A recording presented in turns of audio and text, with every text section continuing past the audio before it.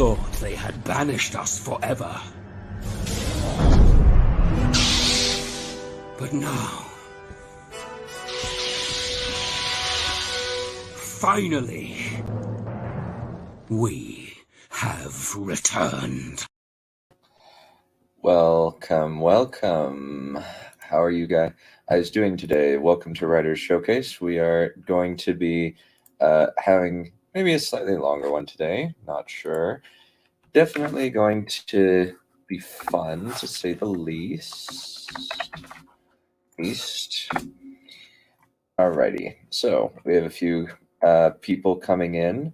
So please welcome first Codex. I am the scales of justice, conductor of the choir of death. Sing, brothers, sing!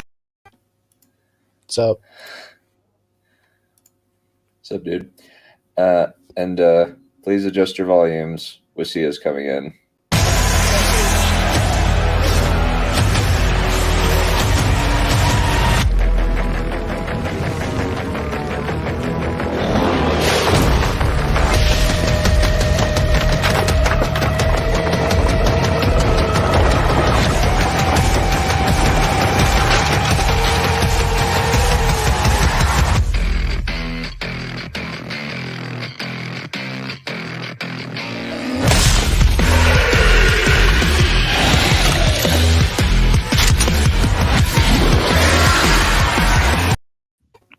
Hey, what's up? Hello, and let me see. Please welcome Mr. Yuri. Just look. What do you see?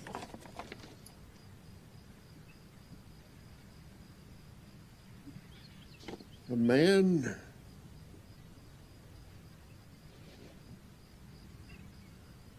Fucking a horse. Okay. Um, Thank you for that welcome. Alrighty. That's interesting. I know, it's hilarious, right? Mm-hmm. Yeah. It was funny. I was not expecting that. Yeah. I am quite curious. What happened to the other intro idea I suggested that I sent out? I haven't made that yet. Oh. That's fair.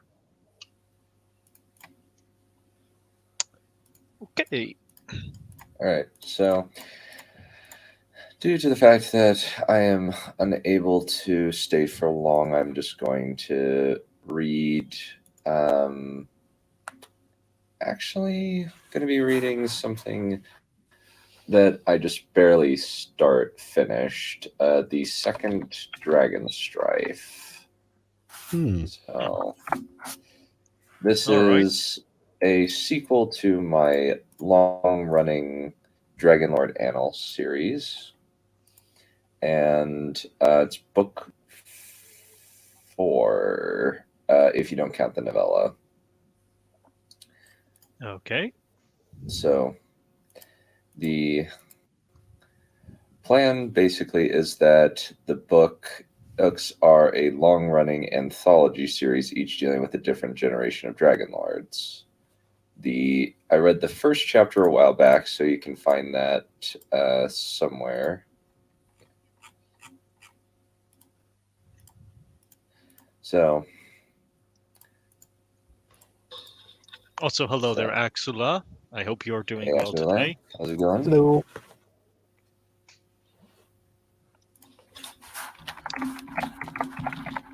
Be a shame if we don't get more people tuning in today.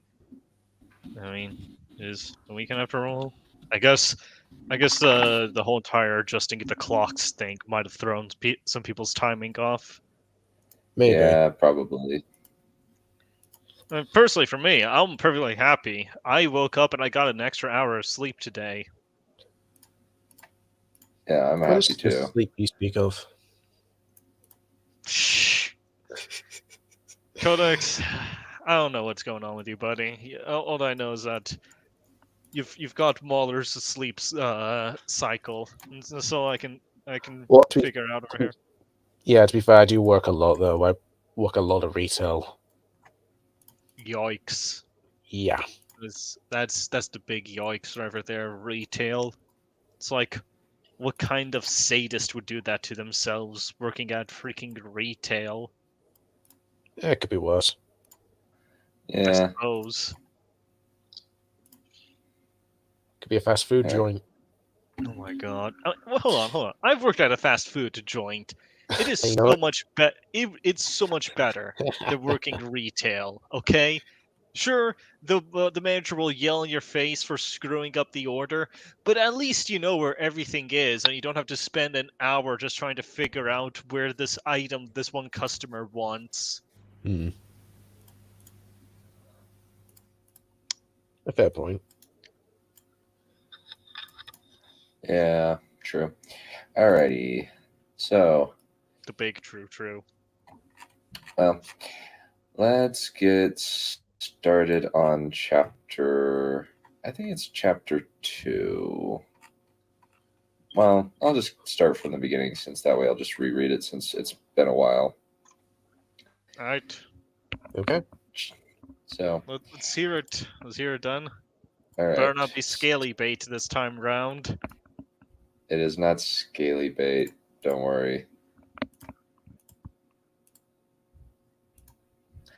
8. Hera, Dragonlord of Minandrakar, Blood of Amond, Megara, and Darien, veteran of a dozen battles, once known as the Scourge of Sotharis, sat in her wheelchair, suffering in silence, barely able to move without immense pain. However, she had to admit that the sunrise view of the city was worth a little discomfort. "Damn this gout," she muttered, shifting her rather emaciated frame to a more comfortable one, and put as little pressure on her feet as possible. Maybe it's a gift from the Dragonlord's past that I won't linger too long in this life. Rubbing her violet eyes, is Hera motioned to her guard, faithful Torash, to wheel her out of the balcony to her bedroom. "I suppose it is time for me to choose an heir between my twins," she remarked, tapping her fingers against the arm of her chair. "They're both worthy, I suppose. But there's a viciousness in Chimera that I don't like. You will choose wisely, Dragonlord." Torash patted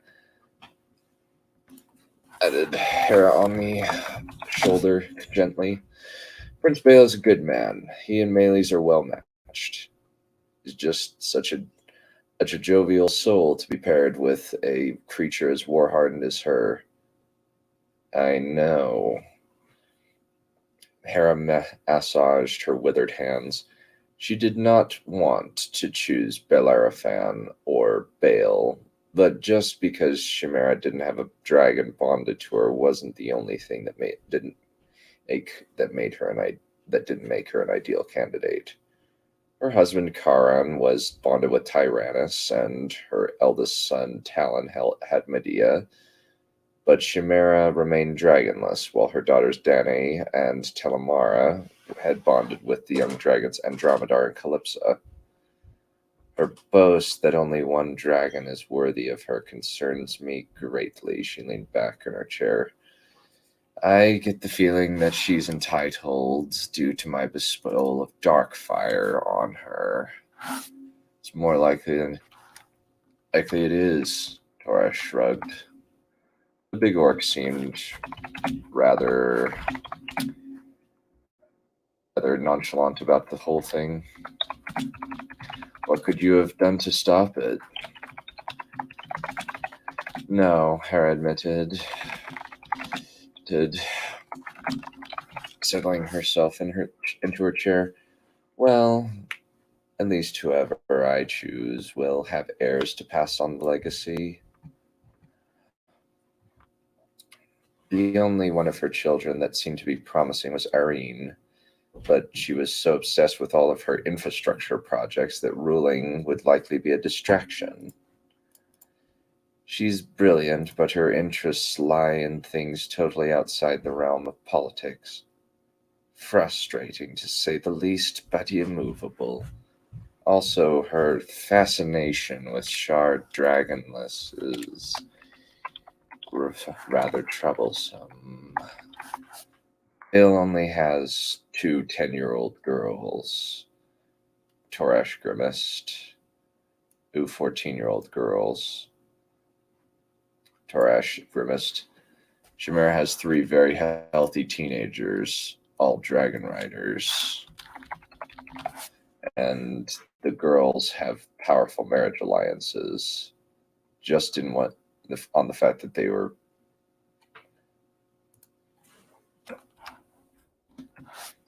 beautiful, like their mother, who had lost their eye. So far, nobody had accepted any So far, no one has accepted any marriage alliances for Talon, admittedly because the young man gives off the impression that he kills small animals in his spare time. Where the hell did I go wrong with them? Hera rubbed her eyes. At least East Bale turned out all right. Mostly. He's still a pansy. Let's see. We need more Dragonlords. We have too many riderless dragons flying around in the gift. She leaned back in her chair. So I think it might be time to enact a rather outdated custom. What are you planning? Fresh asked, grizzled face intrigued. Before she could continue,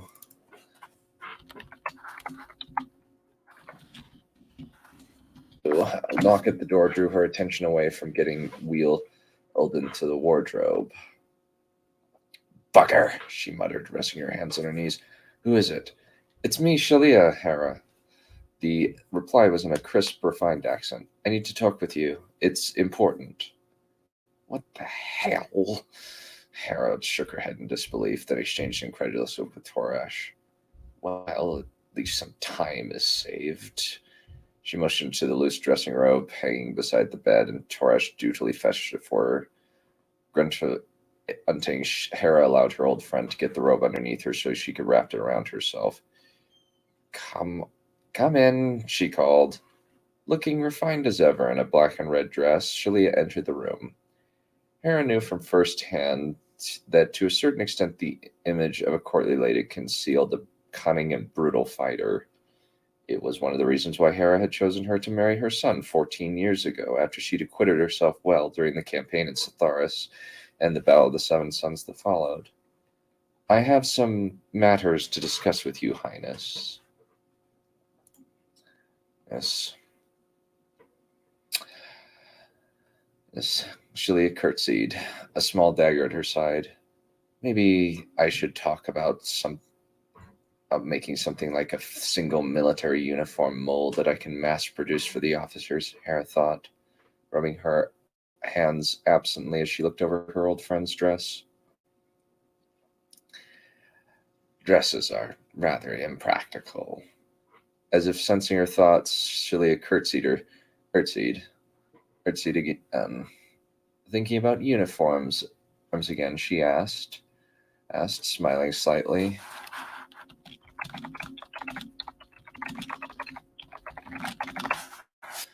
We passed that a while back. I just like wearing a comfortable dress that makes me feel good when I'm off duty. Did I? Hera put her hand to her temple, massaging her head absently. I can't. She started trolling through her memories, which was like pushing through fog as opposed to reading through a book that she clearly remembered.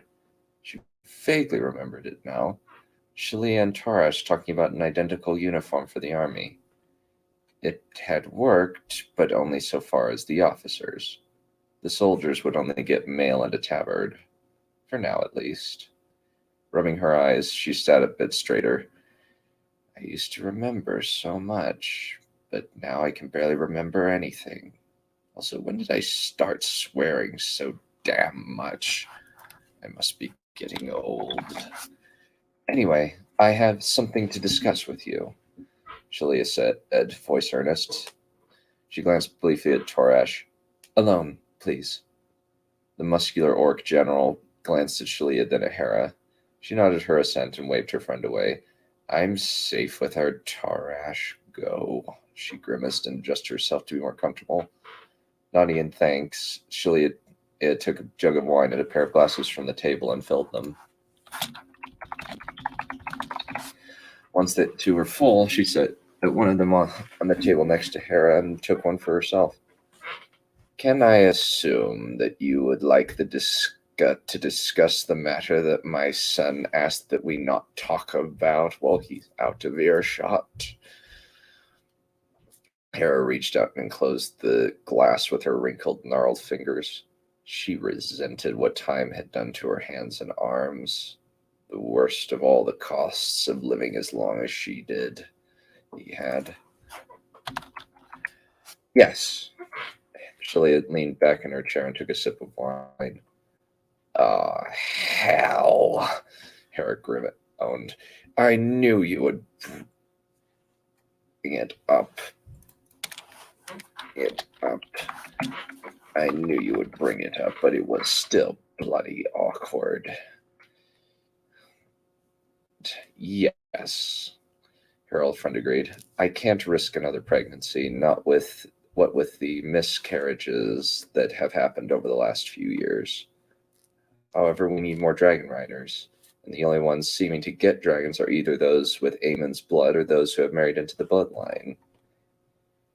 Yes, that is true, Hera agreed. But how exactly are you going to convince my son, your husband, to take a second wife, even though his sister only has one spouse? She tried to make herself more comfortable, and failed.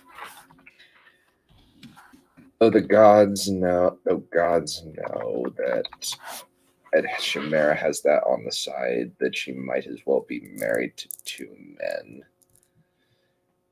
men. I've never understood that one, Shalia remarked. Why isn't the members of the royal family, specifically the males, have been able to take multiple wives, but the women only have one, and if they choose?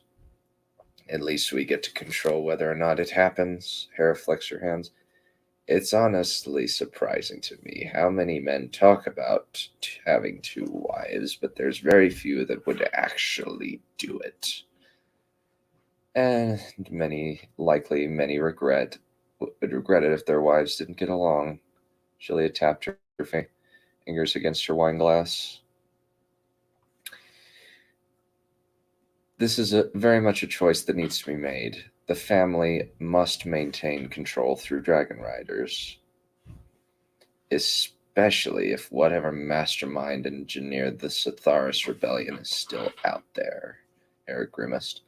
The elves have been rather silent, apart from a few lone mercenaries looking for work and adventure, likely because a large number were killed during their attempted betrayal.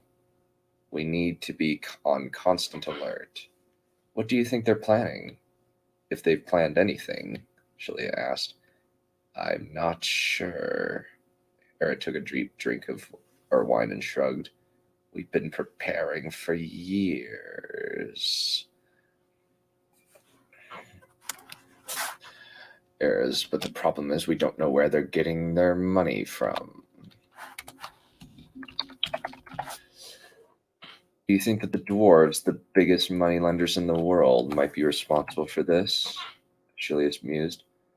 Probably, but they lend money to us as well, so what's the point? So far, we've been very good at paying off all those loans, with the fact that the orcs require very little pay, and we stripped all of Sitharis dry during the last war to pay off our war debts. Hera rubbed her hands to get some feeling into them. However, since we don't owe them much at this point, and because there's very little left of us for us to conquer, Parthia's debt tribute was forgiven by... She thought for a moment, unable to think of the name. Elarian? Celia supplied gently. Yes, him. Hera put her hand to her forehead. feeling embarrassed that she'd forgotten such an important historic detail. Yes. Yes, since Ilarion forgave the tribute in exchange for military support during the wars, which was likely a mistake, but ultimately we still have their military to draw on. She tapped the arm of her chair.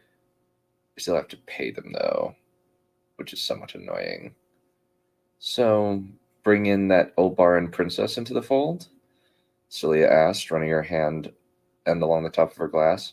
She's part of a very wealthy family, and she has the silver hair due to her grandfather being a distant cousin. So there's a higher likelihood of a dragon rider coming in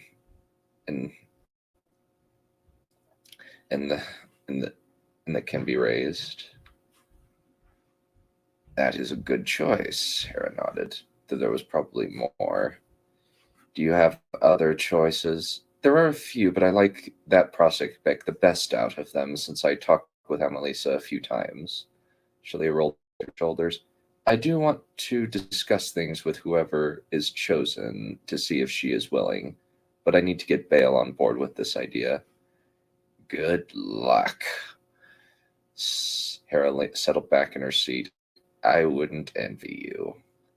I was hoping that you would give him an order, Shalia said, pulling out a paper with her precise workmanlike handwriting. Hera accepted the paper and examined it. This doesn't have a name on it, she remarked, holding the paper up to the side. So who are the other options besides Lady Annalisa? Camria of Althea, Lord Shard's older sister. Shalia rattled off the names in a matter-of-fact tone. Nefertiri, the Parthian princess. We have Natriana, the ruinous lady. Sod off, no! Hera grimaced. That girl has more lovers than most women have shoes, and has sired such a litter of bastards that the succession of that country is going to be so damn confusing that nobody is going to be able to make heads or tails of it. I am not pulling our family into that mess. Good decision. Just thought I'd mention it. Shalia nodded in acceptance. I don't want to rule out Camria either. Heron massaged her fingers. Shard is... She paused, then breathed out. Complicated. Yes, Shalia breathed out. He's dangerous. Should we attempt? Hera asked, then cut herself off and shook her head. No, he's one of those hard-to-satisfy types that will never be happy. I would not agree with that, Shalia shook her head. Shard is capable of being satisfied. He just enjoys playing to win. Indeed, Hera chewed her lip. Something about him, though. I don't like him. Him and Bale are rather distant, shall we say. Shalia kept tapping her fingers, a tick that she had been... an ick that showed that she was working through information and talking at the same time. He nearly killed him, Hera growled. Yes, but that was because Bale was not as gifted as Shard with a blade. Shalia shrugged. Out of the two of us, I'm the fighter, not him. Where did I go wrong with that boy? Hera groaned. He was 12, Shalia said dryly. He picked a fight with someone both older and more talented than him, and got humiliated. Indeed, Hera massaged her hands, the rheumatism in her fingers causing her to grimace. So, what do you think that Shard will do if he's slighted? There might be a solution to avoid any unpleasantness. Shard is currently single, as is his younger sister. So if we can broker something to his liking with both of them, we can marry me, Bale, and Annalisa together. So this needs to be as simultaneous as possible, Hera nodded. So I'll do most of the preparations with Annalisa, but I need you to work things out with Shard. Shalia put her hands on Hera's and stroked them. She was thankful for that. any pressure on her hands ate them ache. Or at least put someone you trust on it. Hera gently flexed her hands and shook her head. No, my old friend, I will take care of Amelisa while you broker things with Shard and his sister. She said calmly, if you go to Olbar, you will be unable to hide the fact that something is going on. I haven't had a royal progress around the kingdom in years due to my age, and what I can do is bring the leaders and or their representatives here. That way we don't have to go to anybody. Good idea, Shalia agreed, eyes flicking to the side and working through the possibilities.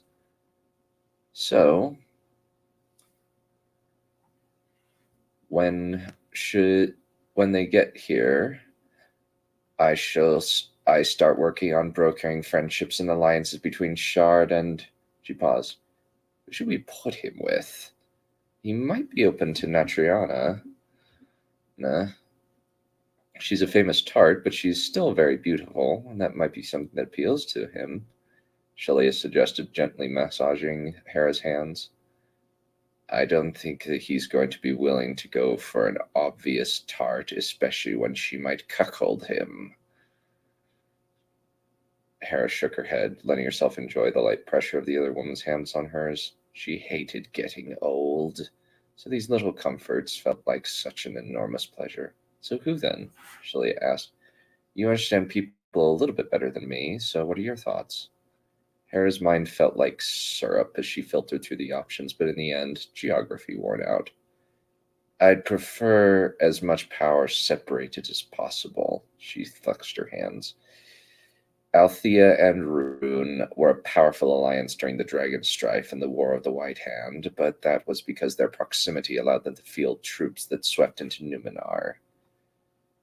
An alliance with Parthia is good because Shard doesn't have a dragon. He can only work from his sphere of influence or use messenger ravens. The distance will make it so that even if he were capable of it, he won't be able to pull any plots, even if he were capable of them.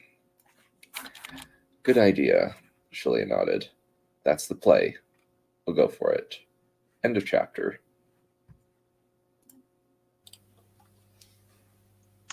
All right. Let's see. Presentation issues aside, the content was pretty good. There's some nice humor in there. Particularly as Axela pointed out, that woman has more lovers than most women have of shoes. That was rather witty. Yeah. Mm-hmm. It's also a little intriguing hearing about this whole plot to marry off their kids and all that such. It's really portraying marriage as more of a political tool, which would be accurate for the time period, as that was how marriage tends to be, and rather than, for love. And that's pretty cool. That's a very nice and awesome thing. And it's very interesting hearing what is clearly the matriarch of the family going on about how she freaking hates her kids because they're all a bunch of losers or failures to her or stuff like that. And yeah. It's very nice. It's pretty good stuff. Showing off the old traditional way of doing things. And as somebody who has to deal with this bullcrap myself, yeah, I feel sorry for those kids. Yeah, well, it's kind of actually that this is her daughter-in-law talking with her, and she's saying, hey, I need my husband to take a second wife because I can't have any more kids. Yeah, that's a big yikes over there. Yeah. But hey, I guess that's just how it be back then, Mm-hmm. Anyone else got anything to share? I I really like. I think you were talking about already, but when the main character is going, or the narrator's going over all these different kids, and like, I got a real kick out of the gives off the impression of someone who tortures small woodland creatures. Like that made me actually laugh. Unfortunately, my internet cut out like halfway through, and I just got out. I didn't hear all of it. Yeah, All right. That's all I got. sort of a shame. Mm. Okay. Yeah, I quite liked it. Cool. Okay, Awesome. so what was the order that we're doing? So Dunn went. So who goes next? I'd say Codex, and then Wassia, and then Yuri. I am going to step out about 3, but I'll give as much feedback. I'll just keep it running until everybody concludes. Okay. It's Okay.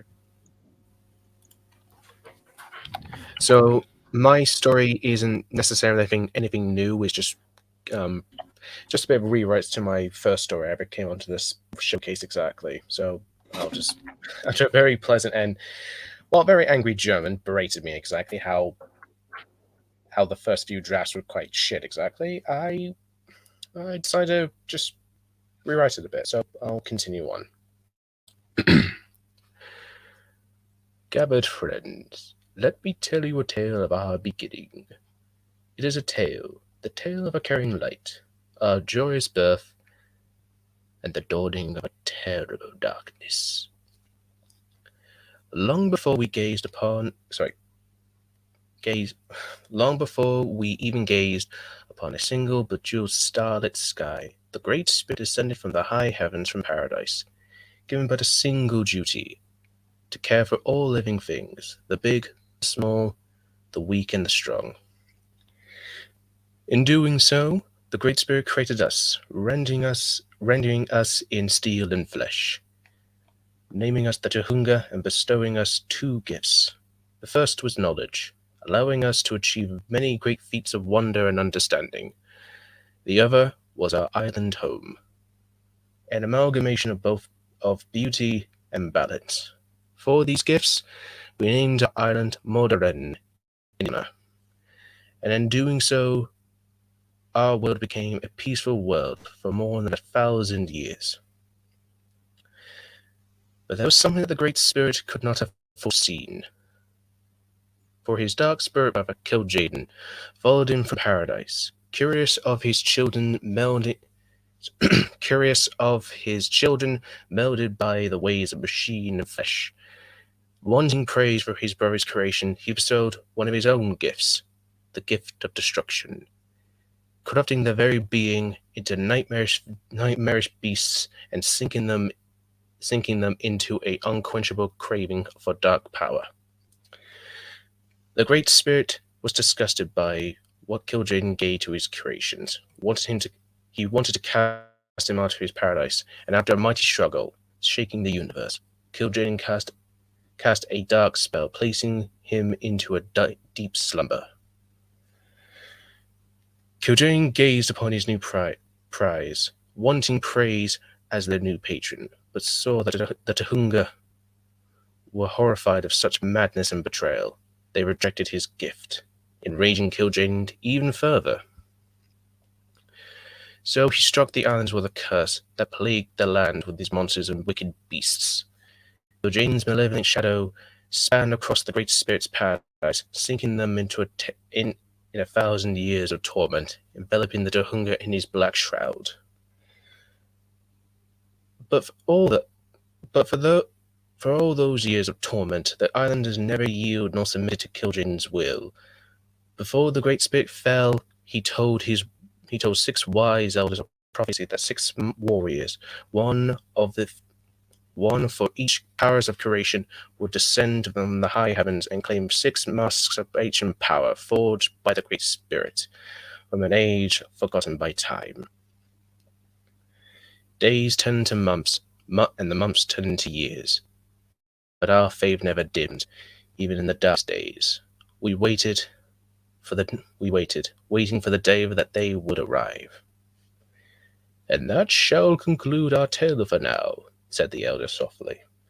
allowing the minds of his young, eager warriors for the story to sink into their minds. Go from here and continue with your meditations. Your captains shall be with you all shortly. The crowd of warriors climbed down from the pillar staircase and back into the village, marshalling their minds and bodies for the battles yet to come. Then finally, the village chronicle. I do beg your pardon.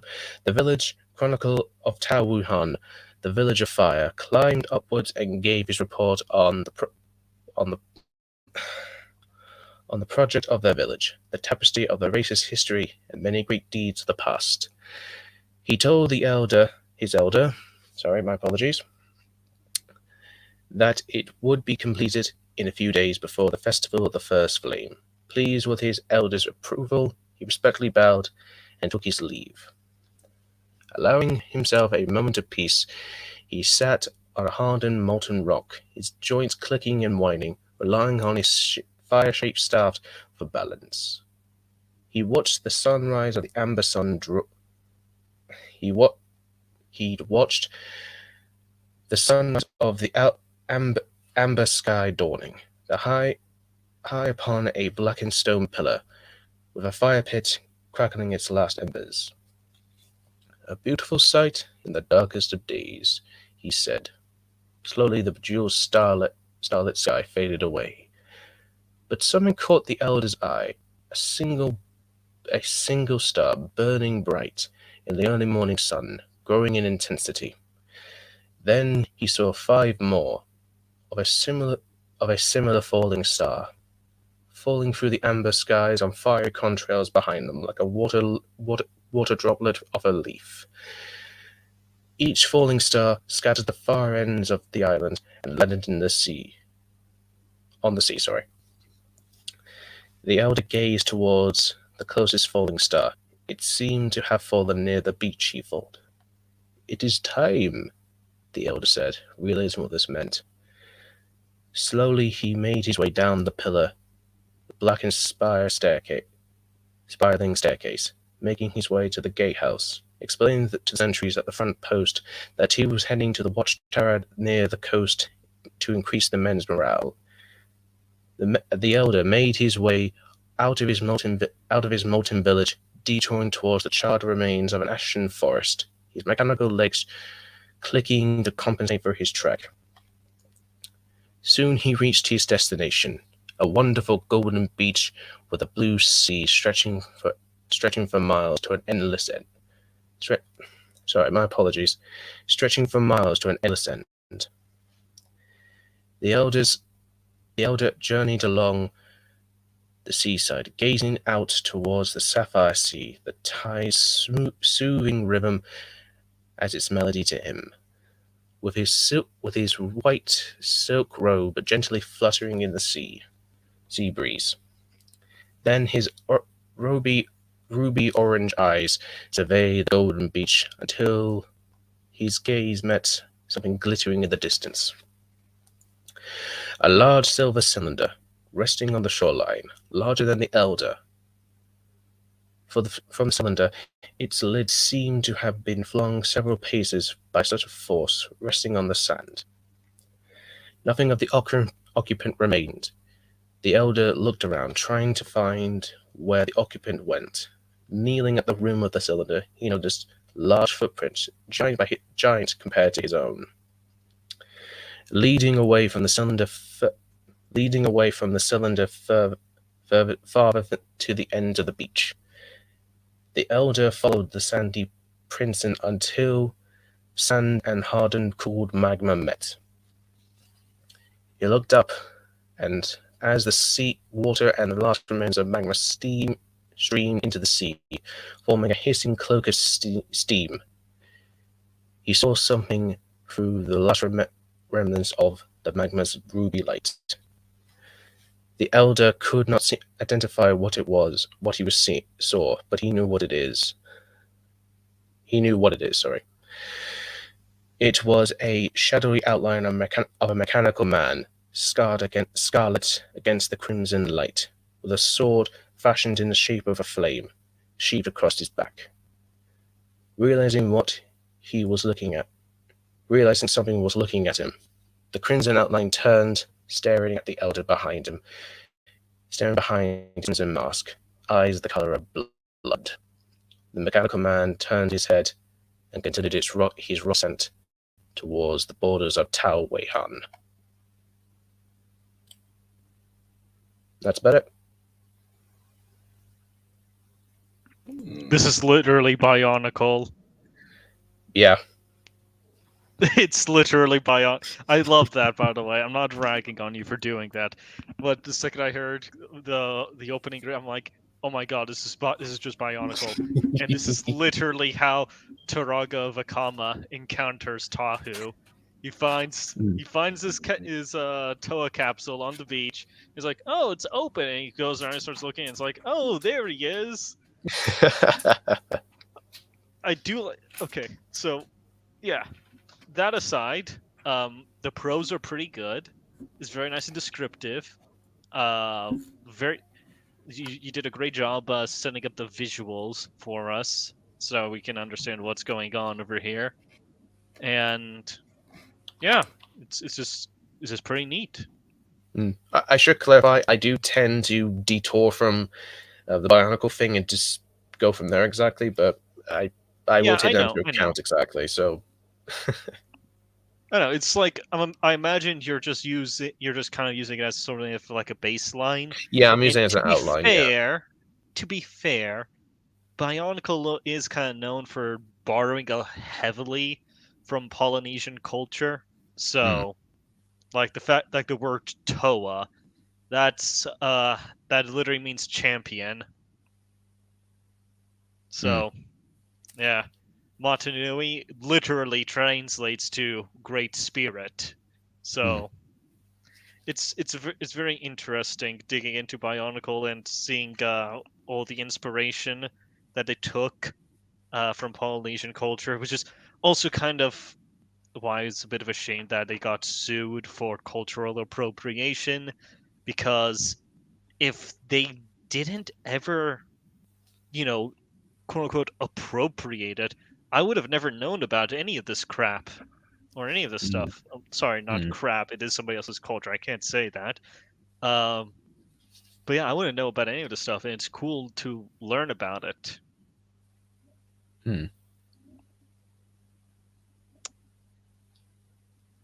Any other comments anyone would like to share? Yuri?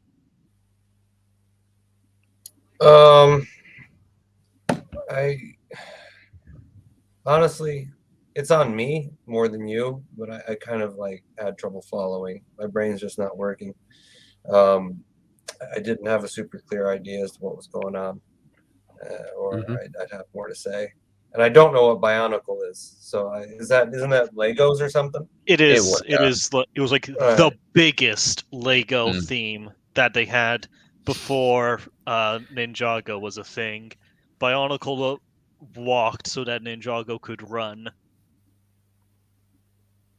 So all right, that makes sense. Yeah, to be fair, the Bionicle was my childhood, so obviously, if I hear anything remotely coming close to sounding like it, my brain's immediately turned on. Yeah, Ninjago. I watched a few episodes of that. Yeah, as far as what I'm going to read, I'm torn between just continuing what I was reading last time and switching over to my Monkey King story because I think it's better written. Then I'll probably start reading that and then feel all awkward. So maybe I should just press on. Or maybe I could just go ahead and go next. Go ahead. Give yourself some time to adjust and so on. Yeah. Yeah. Go all right. Okay, so a brief recap of the events of the story so far. We have Rosa, who doesn't remember her own name or identity. She is transported over to Polis after being discovered on Earth, and she wants to go back over there because she's afraid something horrible happened. They put her through a trial to see if she has the discipline required to be trained as a soldier, so that way she may be sent back over there. She passes the trial. However, the nightmares are still haunting her and seem to be getting more intense, so to say. However, Malik, her supervisor, advises her to remain focused on training for the big exam coming up soon. And so, with that being said, I'm going to get myself a brief drink of water and begin reading Chapter 10, The Stranger.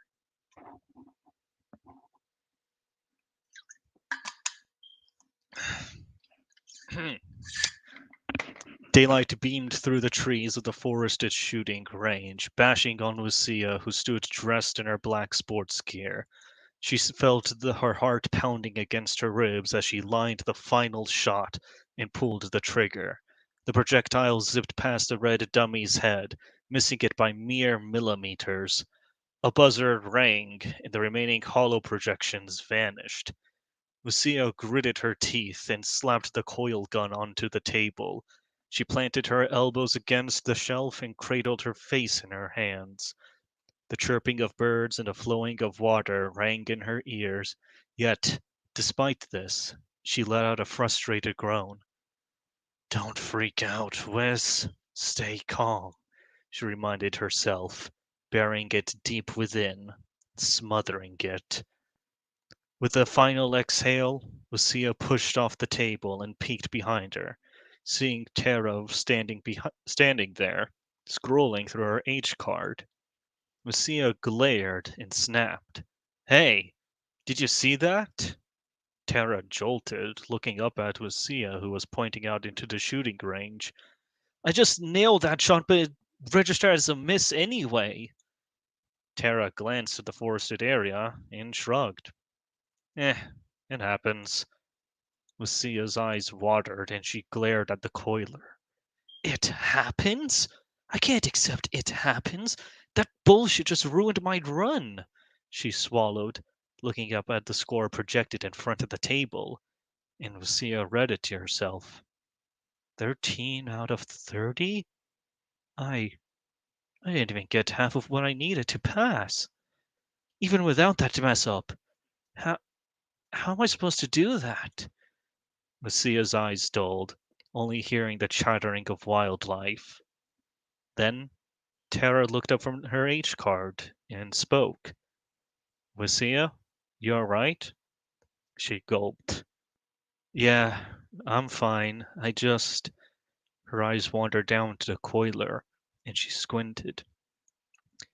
Do you think there's something wrong with the gun? Tara raised an eyebrow and walked up to examine the coil gun. She stared down at the scope and the iron sight of the black-cased weapon, then noticed the switch on its side. She peered over her shoulder, glaring at Lucia. It clicked in her head, and her cheeks flushed red. I forgot to put the safety on, didn't I? Tara nodded before reloading the coil gun. Last thing you want to do during an exam. Mortified, Lucia swallowed as Tara sighed and stared down the shooting range. Go ahead and start it up. I'm gonna see if there's something wrong with this thing. Lucia nodded, reaching under the table and hitting the start button. The hollow projector counted down in front of Tara. Lucia saw the look in her eyes. They were calm and open, as though she were taking in all of her surroundings at once. Then, the first red dummy came into view, just before being shot down with inhuman speed. A red hollow dummy ran across the forested area, trying to use the trees for cover. It wouldn't matter. Tara landed a shot to its head. A green one would pop out, running close behind a red projection.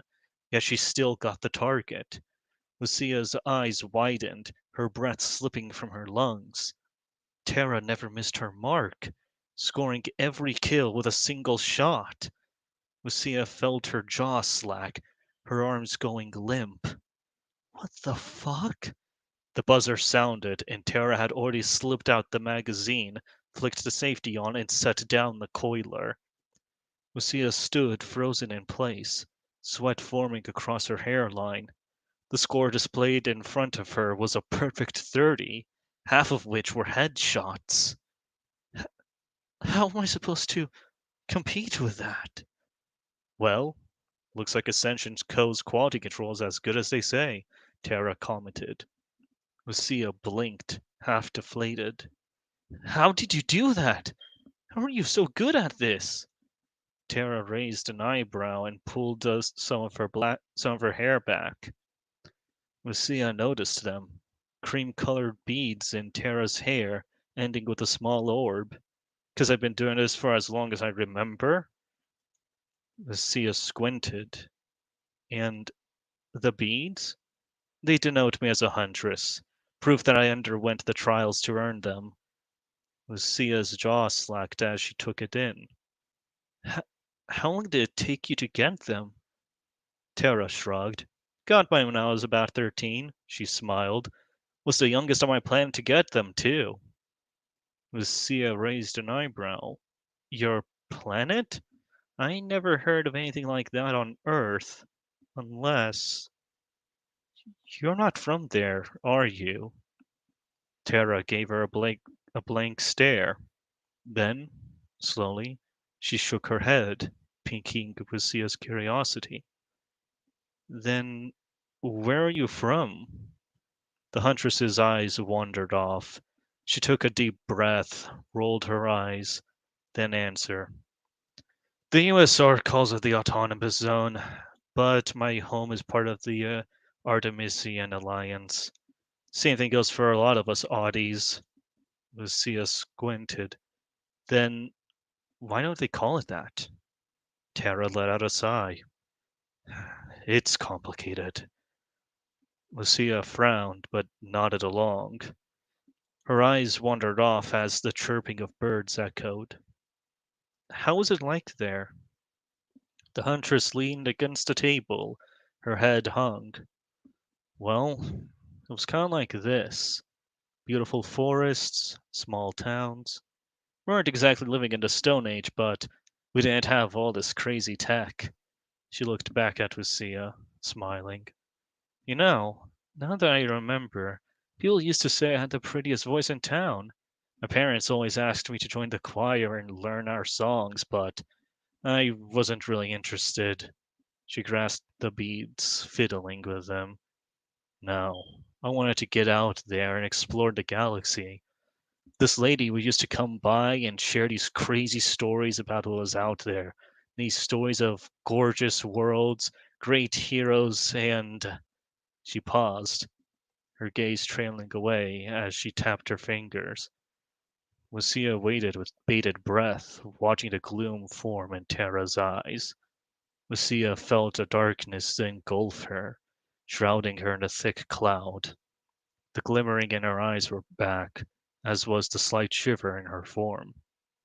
Lucia's heart ached and wrenched, feeling like an icy grip trying to crush it, until she spoke up.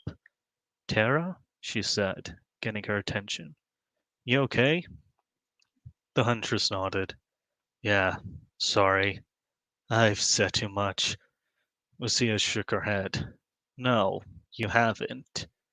Terra's brows pulled together, staring down Lucia. Listen, we're gonna be together for a while. If you have anything you need to let out, I'm here for you. Terra's eyes slowly widened, her cheeks flushing red. Thanks, Wes, but I'll be fine. Lucia smiled, watching Terra slowly regain composure. Finally, she stood upright. Come on, let me show you how to shoot this thing. Lucia smiled, standing in front of the stall, picking up the weapon and loading it. Take aim, Terra instructed, with Lucia raising the mag arm. She examined her posture, spotting the slight jitters in her arms and adjusting Lucia's hand placement. Control your breath to reduce swaying, and remember, squeeze, don't pull. Terra nodded. But most importantly, if you miss, don't panic. We're human. We make mistakes. Lucia smiled, feeling a fluttering in her chest. Fully adjusted and focused, Lucia felt a crawl in her abdomen. The countdown reached 0 and the projections went up. Her pupils dilated, focusing on them one at a time, scoring the first point with the first shot. The next would appear, moving in a different direction from the last. Lucia traced it and fired, landing a headshot. Her face lit up as she took aim at the next target. She continued, counting the score in her head and feeling the excitement fluttering within her. 20, 21, she grinned. Holy shit! I'm actually doing it! I'm actually gonna. The projectile hit a green marked dummy, deducting a point from her tally. Lucia froze, blankly staring at the firing range as her mind flickered back to the streets, hearing their screams. She blinked, seeing several red marked targets running past. Lucia shook her head and continued firing. It's fine. You can still do this, Wiz. She locked on to another and shot, barely missing it before it disappeared. She kept firing at the red marked targets, but her shots went wide. Her pupils dilated, feeling a cold grip around her neck. No, no, no, no. The fear turned to panic as she kept shooting, trying to score one more point. 23, she counted with renewed optimism, spawning the last dummy and taking the shot. Finally, the buzzer sounded and the round missed, crashing her thoughts and crushing her hopes. Lucia's eyes emptied, her eyes still holding on, her hands still holding onto the coiler, pointing out into the firing range. The final score was displayed in front of the stall, mocking her. Her heart slowed to a near stop as she looked at the -1 point. Lucia flicked the safety on, setting down the coiler onto the table. The friendly fire replayed in her head on loop the moment on loop, and she wept. Lucia? She flinched, looking back at a frowning Tara. Come on, don't do this to yourself. You did great. Lucia sniffed, hearing him scream in her head, soon joined by the crowds of fleeing innocents. She shook her head.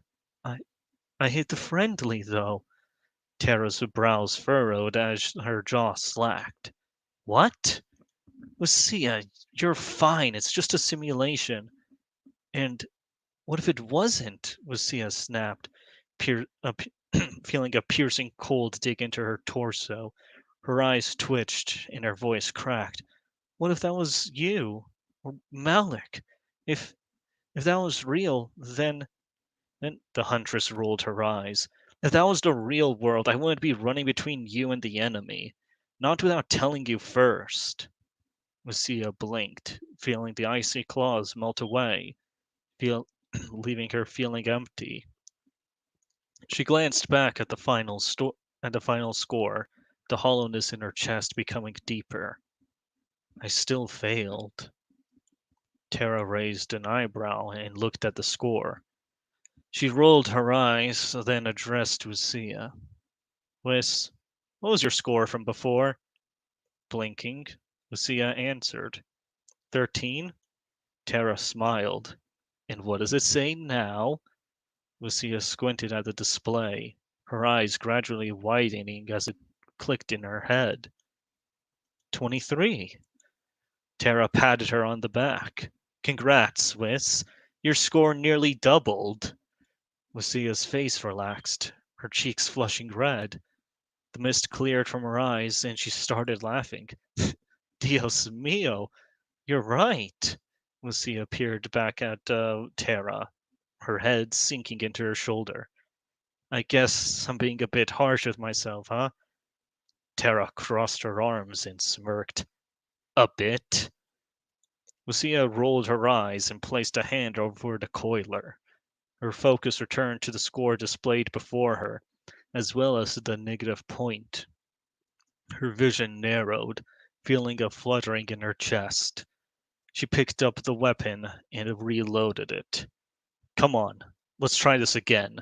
She reached for the safety, ready to flick it off when her ears twitched. A voice abruptly boomed in the firing range, one that she could barely identify as feminine. Well, isn't that sweet? Lucia checked over her shoulder, seeing her walk in. She came alone, dressed in olive green and carrying around a black case for what had to be her mag arm. The woman's short blonde hair was in an undercut, her form poorly defined. The stranger set down the casing on the table next to them, pulling out her coiler and loading it. Lucia raised an eyebrow and addressed the stranger. I'm sorry, I don't think we've met. The stranger looked at her and smirked. Then she spoke, her voice like nails on a chalkboard. Lieutenant Jareen, Liberator Corps, she answered, giving her an unsettling stare, one that didn't meet her eyes. Lucia's brows pulled together, hugging the coiler against herself. Finally, Jareen's glare met her gaze. So, you must be Lucia, the new girl who took on GM Miller. Lucia glared at her, her tone carrying a newfound edge. Yeah, I guess I did.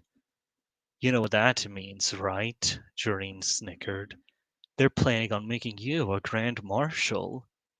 Lucia jolted. Her heart skipped a beat. Sweat formed at her hairline, her throat clogged. Uh, what? Her eyes started to tear, seeing her raise an eyebrow. Yeah, really, Doreen scoffed. Gonna be something real special seeing a shari like you becoming Grand Marshal.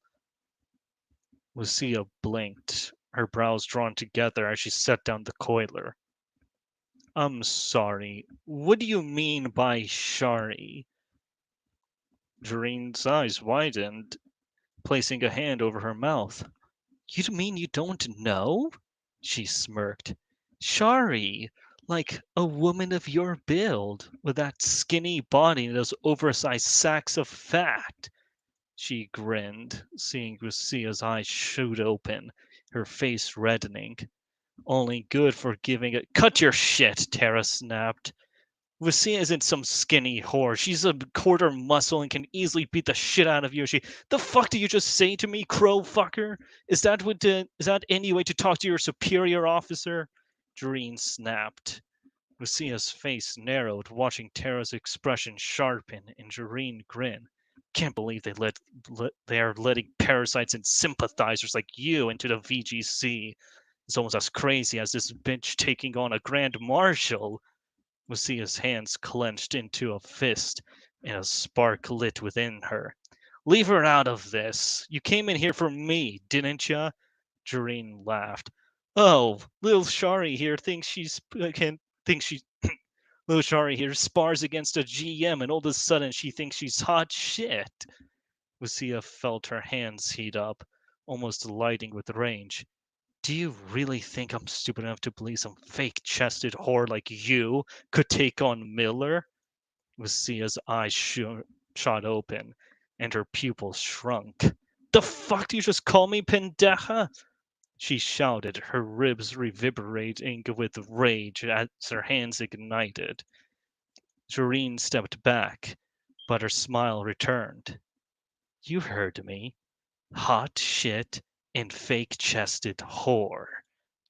Lucia grinned, her flames bursting magenta as she raised her fiery fist. Hot shit, huh?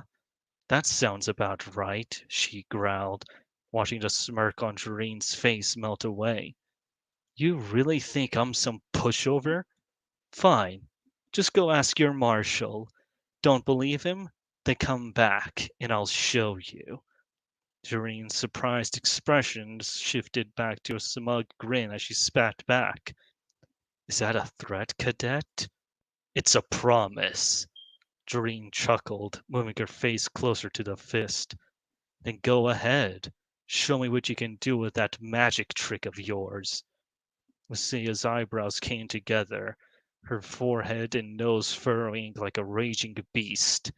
She stared into Jareen's cold, vicious glare, yet felt nothing. Then she shuddered, hearing an echo of Lennon's screams, a blurred shadow of his writhing form, and the flames died down to pink. What are you waiting for? Go ahead and attack your superior officer. See how it ends. Whis? She glanced to her side and froze. Tara's face was pale, her eyes wide open. Finally, Lucia breathed. What the hell am I doing? Her flames dissipated as she backed off, her pupils wide open and her form shivering. Just what I thought, Jareen spoke up, drawing Lucia's attention back to her. You're no soldier, let alone an officer. You're just some worthless whore they dug up from a pile of dirt. Jareen's spit splattered onto Lucia's face. She wiped it off, staring into the fiery spiral that was Jareen's eyes. Her stomach began to curl and cave in, the hairs on her neck sticking up. Listen here, I know your type, she snickered. Sure, you'll act all tough and confident now. She placed a finger onto Lucia's chest, pressing it into her like a knife. But when you're out there, in the real world, you'll snap, break down, and everyone will see you for the weak, pathetic bitch that you are. Lucia's eyes widened. So, here's my only warning to you. Leave now, before you disgrace yourself and the VGC as a whole. Doreen took her finger off, snatched her belongings, and walked away, exiting the firing range. Lucia watched her leave, jittering with a mix of anger and terror.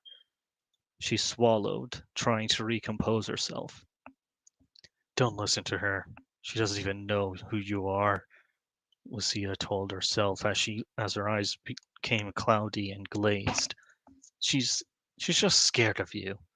Why else would she go out of her way to pick on you like that? Lucia glanced back at the coiler, feeling a shiver down her spine. Yeah, that's gotta be it, right? Her eyes watered as her hand shook. Bliss? She shuddered, her eyes starting to tear up, seeing her walk to the stand beside her. You all right?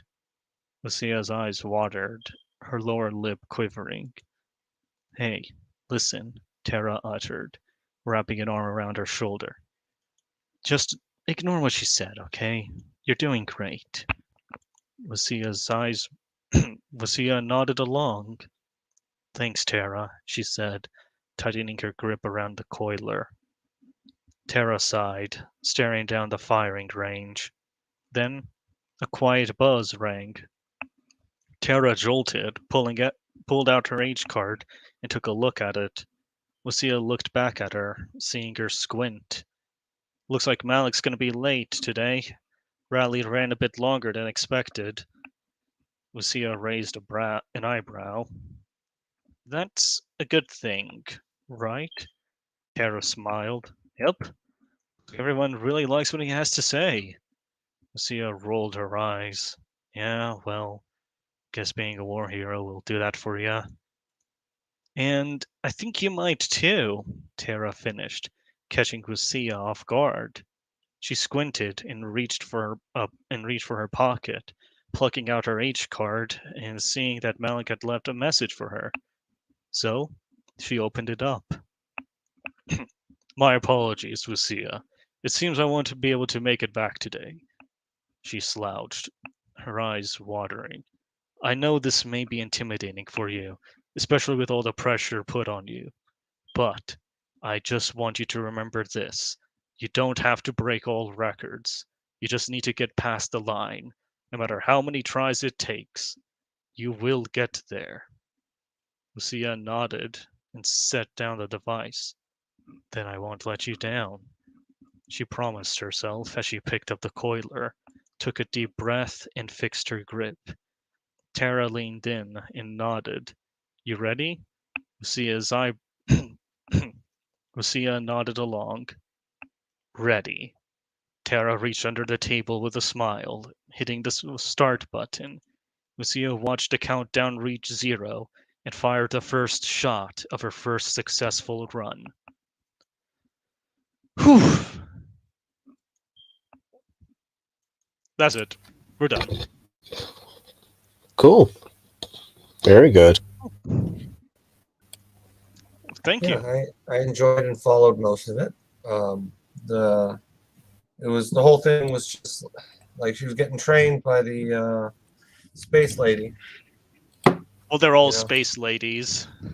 So. Oh, really? I thought the one was like, "Oh, you're from. You don't Yeah. sound like you're from Earth." Yeah, none of them are from Earth except for Oh. Lucia. She's the only one from Earth in this And setting. she was the one that was like trying to shoot better, right? Yeah. Yeah, and that was very like that. Like, oh, what if it had been a real person? Moment. You know, it was some good character development. Yeah.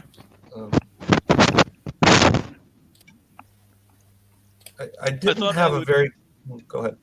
I thought I would actually add that in over there because Rosa's primary concern when she first enlists is being sent in against civilian targets, which is why Malik Right. decides to assign her to planetary security, so that we should be protecting civilians rather than, invading somebody else's homeworld. Yeah.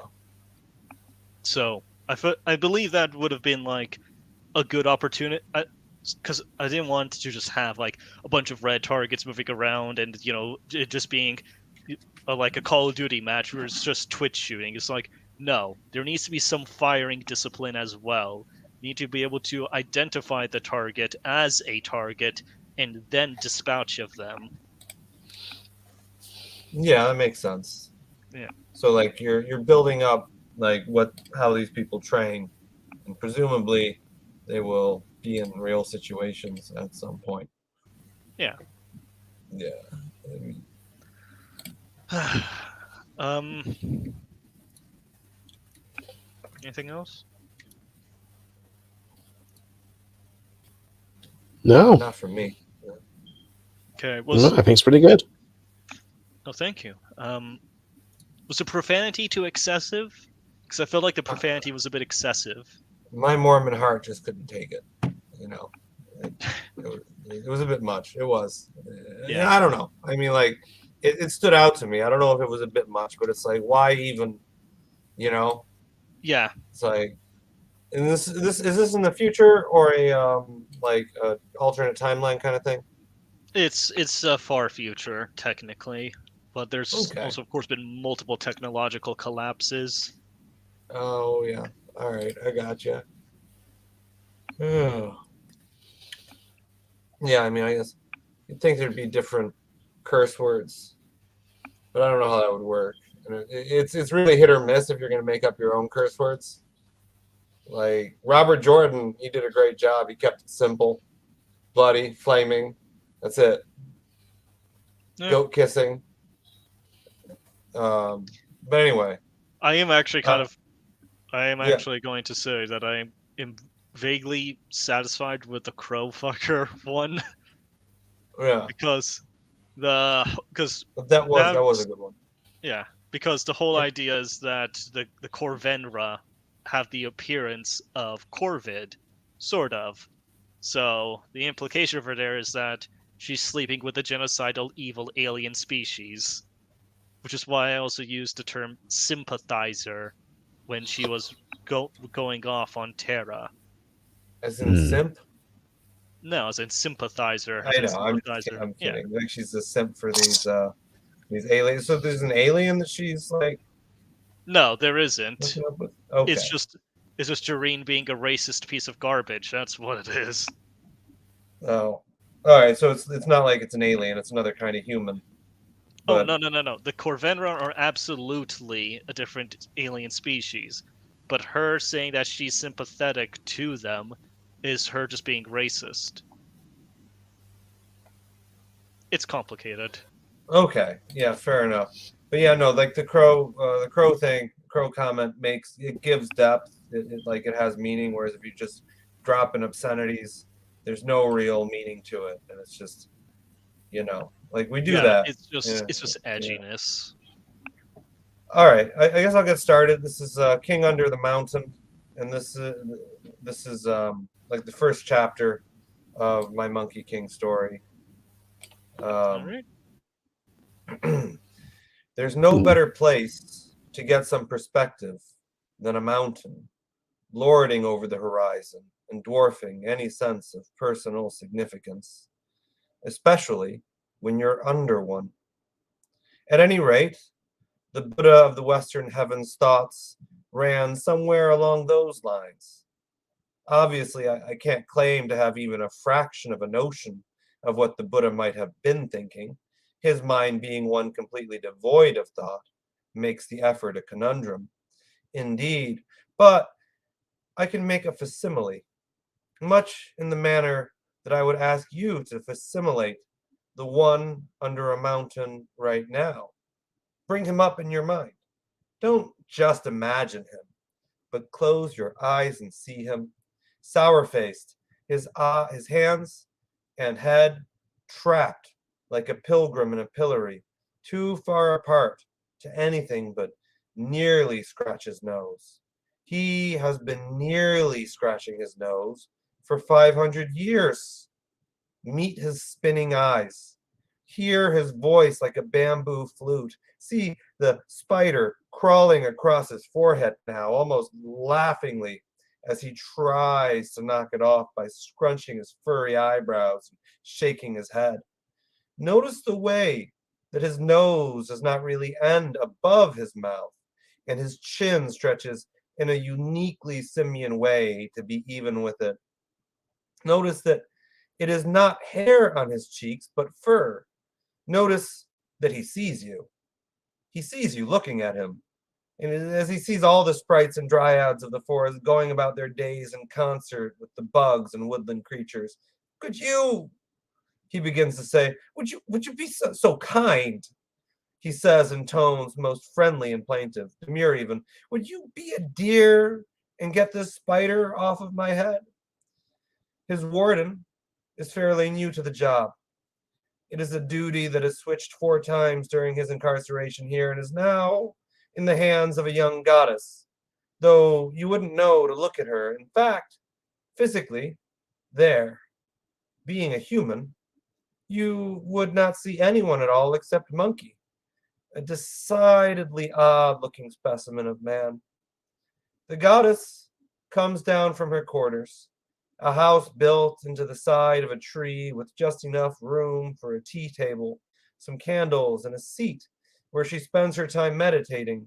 The goddess, as Monkey sees her, is dressed in the simple worked leather uniform of heaven, and a spear made from the horn of a unicorn sits outside her door.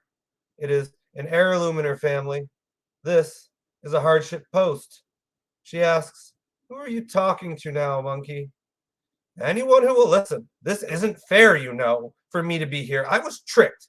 Surely you must see that. You must concede. I was tricked. Could you at least get me something to read? This is the most boring day of my life. And I had thought yesterday was, but no. It's today. Today is the most boring day of my life. And I have lived a long time. He talks aimlessly, unevenly, loftily, like a flute in the hand of someone who knows very well how to play, can make any sound come from the thing, but has no notion or desire for a tune. Could you at least get me something to read? Or scratch my nose? I'm telling you, it has itched for longer than you've been alive. She doesn't respond for a moment, searching for the proper words to use. Monkey, do you know why you're here? Because I thought I could be God, he snickers, biting at flies in the air. And I would have been too, if it weren't for that damned litigator and his tricks. He has a story that he has been sticking to for ages.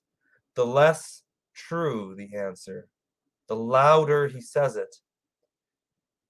Your purpose for being here, she corrects with her voice more than her words, is to gain some perspective. Maybe even see beyond yourself, black hole that you may be. He takes a pause, as an invitation to speak. Scratch my nose, please. He acts like a thought has suddenly occurred to him. On my way in here, I saw this perfect little stick up on the ledge up there with some toilet paper, with some graffiti written on it, attached to it. Just tear that bit off the stick and bring it to me, and I can scratch myself all I want. The guard shakes her head. Monkey, it's this craving, this desire to scratch that tortures you, not the itch. If you just, he howls over her, his eyes almost popping out of their sockets, his head and hands flailing. Don't give me your Buddha talk. You are not the Buddha, for one, and if you were. He trails off into another whining howl, the highest whistle a reed can make in a storm. Sounds like it is feeding time again. Can you hear the copper boiling over these screams you're hiding behind? The goddess comes down from her quarters, a house built into the side of a tree with just enough room for a tea table, some candles, and a seat where she spends her time meditating. As she rolls the vat of molten copper over the uneven ground at the base of the mountain, careful not to spill any on herself, she reflects that in some sense she and Monkey are one. The care she takes not to burn herself on the copper that she will pour down the poor, suffering Monkey's throat strikes her as, in a sense, odd. She leans mentally into the sensation of this thought, sits metaphorically in it as long as it lasts, trying not to be averse to uncomfortable feelings. She pulls out a pouch of iron pellets and pours it through the funnel. They roll into his throat so that he cannot even swallow them. She tries to feel in concert with him. The same done to her would ruin her throat, divine being or not. This is another set of thoughts that she tries not to shake. Equanimity. The thought climbs in as she lifts a heavy cast iron pot of soupy copper to the funnel that the monkey cannot spit out, that she can't believe she volunteered for this, for the 547,398th time. Monkey chases iron pellets with molten copper. Being indestructible does not make the sensation much more pleasant, but it does at least ease the unpleasantness. When his medication has been administered, the goddess slowly rolls the pot back to the fire and adds a fresh batch of copper ingots. She then, more slowly, trying not to be reluctant and failing, unstraps the funnel from Monkey's mouth where it has been acting as a gag. Oh, delicious. Really, Sonora, you must try some. She shakes her head a moment and says, that's not my name either. What characters would even make such a name? Really, a terrible guess. This is the closest that she gets to playing a game with the monkey.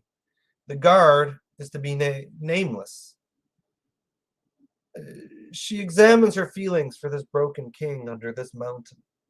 She thinks through the training of her spirit. So many contradictory lessons and impulses. Follow your heart, but do not be carried away by emotion. Have compassion, but do not sacrifice yourself on the fires of another's pain. Deeper lessons that words do not do justice to, having to do with how to respond to the drives of the sea, of the three seas rocking along within the body. Do not cast yourself adrift in your inner flow, but do not ignore it. Do not fight against it. The dissonance of these constant prods and directions too subtle to follow, but which she must follow if she is to move any higher than herself.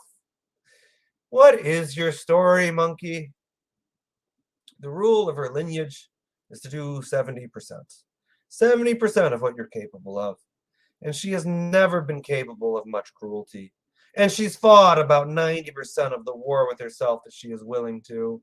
And if you're going to fall in love, not hate, joy, not pain, Really? You want to talk to me? You want to know how I have been wronged and how I have suffered? I have no interest in either of those things. But, as I see it, you have never had a trial. And perhaps all of this meditation and silence has been dehumanizing me. Guan Yin herself told me that my next incarnation as a human should be my last before Monkey barely cages his hostility. Your last before what? Some more Buddha talk? Don't tease me. Do you want to know my story? Well, then, listen.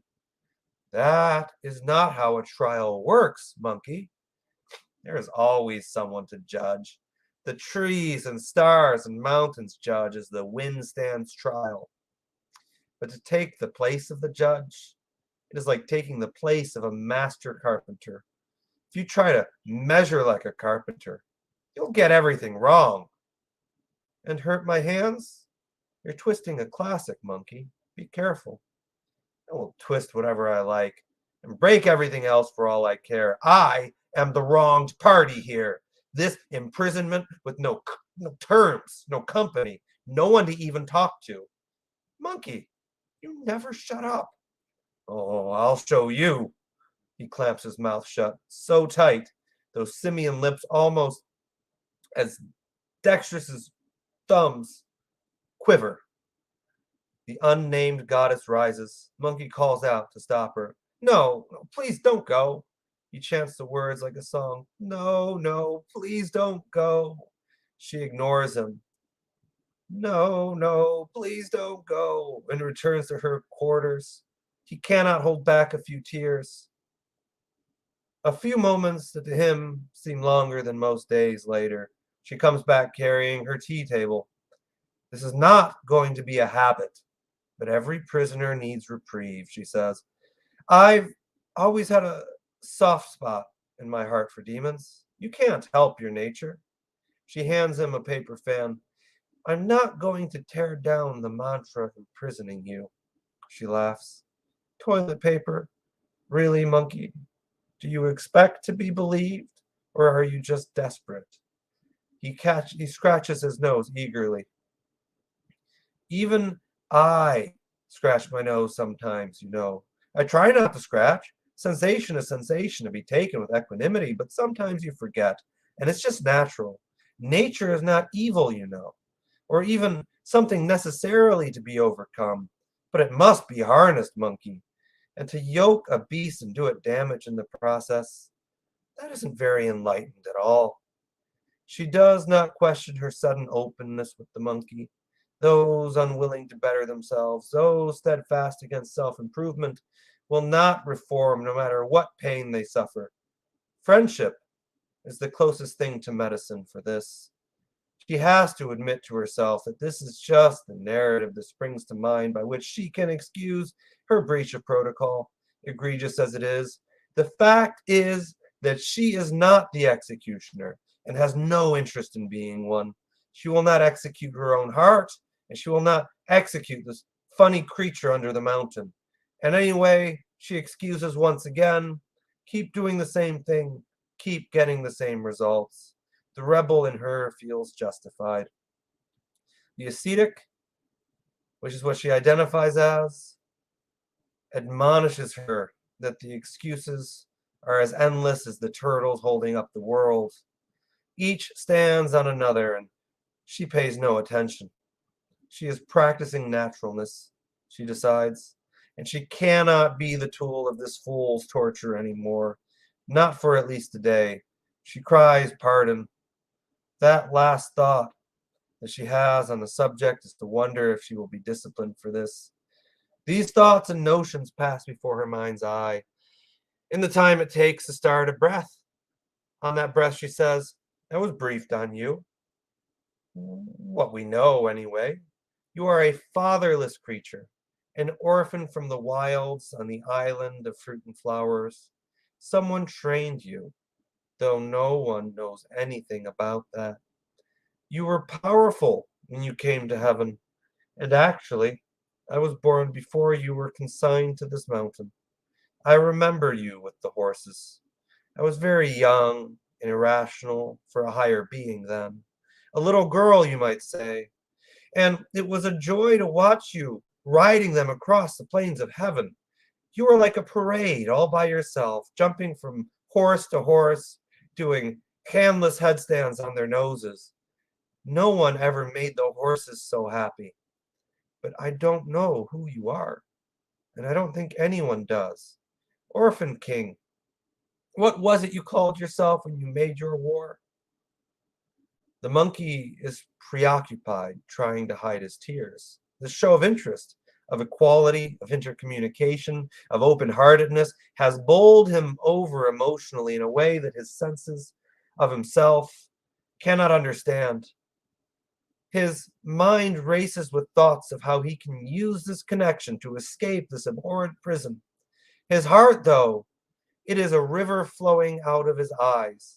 The acceptance, the sympathy in her voice, it is too much and he is speechless. Monkey, whose tongues can let flow words through layers of hardened copper, is speechless. She is aware of all of this. Calculations in her mind happening on their own. There is a moment's inclination that she should look away or give him some space. She dismisses it. She looks steadily on, waiting to meet his eyes. He continues to stare at the ground, blinking and thinking, how can he use this? How can he cast this vulnerable moment as a trick? She leans mentally and verbally into this line of his thought. It must have been hard to grow up without parents. Nothing can be harder than the life of an orphan. The sheer gumption of these words flicks his head up to stare at her and meet her gaze with quickly drying eyes. My dear lady, I am not orphan, for I was born of heaven and earth. I am the great sage equaling heaven. This is my rightful title and my true rank. And no part of my life has been hard, for the earth is my mother, and the very air is my father. What can you know of my freedom? The whole world is my home, my kingdom, and all of this is for me. Hard? No, woman. It was all too easy. Why so easy? Because I am great, the great sage, and he catches his emotions here, realizing that if he is going to use her, he cannot afford to offend her. Really, though, he is afraid that she will walk away and he will be alone again if he is not careful. He was going to say, you will address me with the respect I deserve. But such grandeur is not appreciated by his jailers, his reformers, as they like to style themselves. Instead, he decides on, I really prefer to be called great sage, you know. And pity, really. It is a poison. So none of it, please. She sits, nodding, eyes and heart fully open, but mouth closed thinly in just a hint of a smirk. Okay, I might have gone over time on that, but that was it. That was chapter 1. Anybody still there? Nice. Yeah, I'm here. All right, cool. Yeah. What'd you guys Okay. think? Well, first of all, don't worry about going over time. But the excerpt I just read is about 3,000 words long, and I specifically DM'd Dunn for permission to read it. So, yeah. Yeah. I mean, it's Sun Wukong. It's the Monkey King. He is monkey. He is underneath a rock because that is the Smith of the Monkey King. And of course, he's an egotistical prick, and he tried to do some bad shit in heaven. He's down here. Whoa! Egotistical prick. I mean, what else? Just the guy was ranting on about how. Yeah, the guy was ranting on about how great he is, and he realized, oh shit! But if I do this, I'll be lonely again. Actually, I'll dial it down a bit. Like, yeah, the fact that the guy has to freaking scratch his nose and all that crap, and he's been stuck underneath the thing for so long. And a second, he's able to get up and scratch his nose again. Actually, was he released? I think I might have missed that. No, she gave him like a fan or something to scratch his nose with. Ah, yeah. Yeah, I worry that Also- I went too long. Like I was excessively verbose on some details, other details not enough. Like the fan, I didn't like. Yeah, I built up the nose scratching without. I fumbled the payoff, I guess. Yeah, don't worry about that too much. It's fine. Mhm. Yeah, no, it's pretty nice. As far as everything else is concerned, an improvement from the previous works, absolutely. As a matter of fact, I was kind of looking at today's lineup and looking at the chapter, like, oh yeah, that's right. This chapter in my book is about slowly and gradually improving oneself. Yuri, you'll definitely want to hear this, and lo and behold, you've demonstrated the point. Well, I mean, this was later, yeah. Like the stuff I was reading before, like my sci-fi work, I do have to scrap that and start over. Is what I realized. Like, there's a cool stuff in there, whereas this one I can actually probably like, I'm excited to read the next part next week. Like, it's this is chapter 0. This is a bookend, right? Like I made up this kind of jailer lady, which like is in the story that he had people pouring iron pellets and copper down his throat. So it's like, but it's me culturally appropriating Asian mythology. I mean, to be fair, that's pretty much everybody who ever wrote about Greek myth. Yeah, that's true. Sorry, Codex, you were saying something. No, it was fine. Yeah. No, it's also especially true about everybody who writes about Greek myth and then go out of their way to portray Zeus as this great guy, even though he was an adulterating piece of garbage who constantly cheated on his wife. Yeah, no, there's this YouTube video where it's like all of the gods talking about going down to Earth to fix things. The first one's like Jesus. He's like, no, last time I went down there, man, it wasn't good, right? Next one is like Odin, or like, it's like nobody wants to go down there, right? And then and then Zeus comes up. He's like, I'll go down, and everyone's like, no. Yeah. It's better just to watch it. I ruined the punchline if you ever ran into it. But like, no. Yeah. Freaking Zeus. Freaking Can't Zeus, keep it in like his goddamn pants. probably sire the Antichrist, or who knows? Who knows when you get up to Oh it? Christ! Yeah. Literally. Indeed. Yeah. I mean, but no, Antichrist clearly is in his 20s right now. I mean, that beast has shambled to Bethlehem by now. Yeah, stop describing me. What? I don't Codex, think you're the Antichrist. Codex, don't overinflate your ego that much. Yeah. None of us over I'm here just are messing, that that's all. important. Yeah. Yeah. Okay. Well, I guess the Dunn is Dunn's not here. Yep. Dunn is done. What's done is done. Yeah. So announcement for everybody over here. We are officially hijacking this stream. It is now ours. We're going to start playing some Ultra Kill and live streaming it. So everybody, strap in, because you're going to see some really stylish bull crap. Actually, I might just pop off actually as well. Got work at tomorrow morning. That was a joke. I know. Yeah. I'm gonna go, make another Twitter account, get that one banned too, I guess. How the heck did you get your Twitter account banned? I just started noticing things, man. That was all. I just noticed things. There's some things you're not allowed to notice, apparently. Yeah. No question. Yes, it's like, oh no, my Twitter followers. Oh no, you're getting canceled on Twitter. You're not allowed to say that. Yeah. Well, I mean, I don't even know. Like, all of a sudden, it was just I was blocked. Like, there was, I was noticing bad stuff Israel was up to, and this guy is like, hey, guys, and then next thing I know, after this guy who probably has some kind of privilege from his, whatever background, he looked white, so just massive white privilege, I guess. Is that the term? Anyway, he probably got me, blocked because he, has privilege, Interesting. if you know what I mean. But anyway, I'm just being silly right now. But if you guys watching the Kanye interview with Lex Friedman is one of the funniest things I've ever done. Like it's I've tuned out of politics ages ago. None of fair it is enough. most of it is Same here. uninteresting to me, and all of it.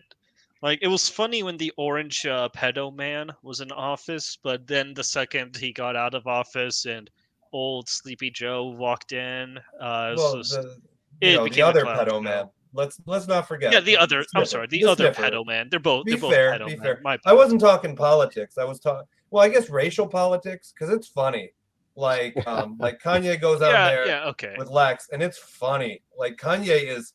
I mean, I knew he was funny, but he is like hilarious. He's got such layers of humor that he uses, and Lex is just exasperated. It's like he's just Man, like. if only Trip was over here right now. Actually, Oh, would where she get is mad Trip? at me? Where is Trip? I actually wanted her to hear this specific chapter because I wanted her Oh. input on it. No. Because this is a very particular thing I portrayed. So what I don't know, like there's like the white red hand is having like some live stream of the show, I think, right now. yeah, Which I might go check out now that I'm kicked off Twitter. Like it's actually every time it happens, it's kind of a blessing because it's like, okay, there's a dopamine monkey in my head that's just on a treadmill, and if I could put him under a mountain, way to go, Yeah, but he just keeps dethroning the Jade Emperor. Yep. Oh well. All right, guys, I'm gonna stop. I'm gonna stop saying esoteric nonsense and get out of here. It's not esoteric. Well, I was hoping it was. Now I'm offended. Oh. You're sounding kind of anti-Eurietic right now, saying I'm not esoteric. Anyway, I'm sorry. You just made something up, mate. I started becoming British because of that. You know what, I mate? hate British people. Yeah. British people are the worst. Hey. Oh, you some of know them it's are all true, right. right? The Codex is one of the good ones. One of the good Yeah, ones. fair enough. You limey. No, I'm just playing around. I know. Yeah, I've probably already gotten this stream banned. So sorry, Dunn, if you get any. Sorry, no. We haven't gotten it banned yet. One of us needs to say Nick. Oh yeah. No, I mean you can say that. What you can't say is what Kanye threatened to say because he didn't say anything, and what Kyrie didn't say. Like that stuff. It bugs me. It bugs me, and like I feel the need to speak on it. Okay, so who has the privileges of shutting it down the stream or stopping the live stream? Yeah, who has privilege? That's all. Like I have no idea. Yeah. All right. Well, neither do I. I have no idea. We're just going to go ahead and collectively leave the stream. We're going to see if that Nobody works. has the privilege to end anything, so y'all take it easy. And okay. Bye-bye. Have a good one. Goodbye. Goodbye. See you all next week, I suppose. Mm-hmm.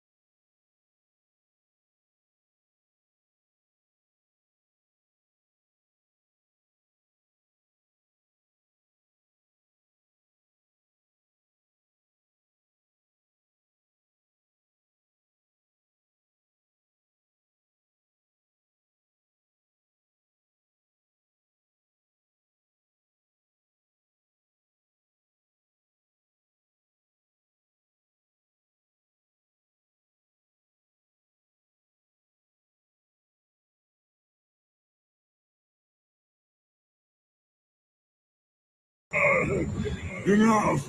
Kill me! Just end it! No.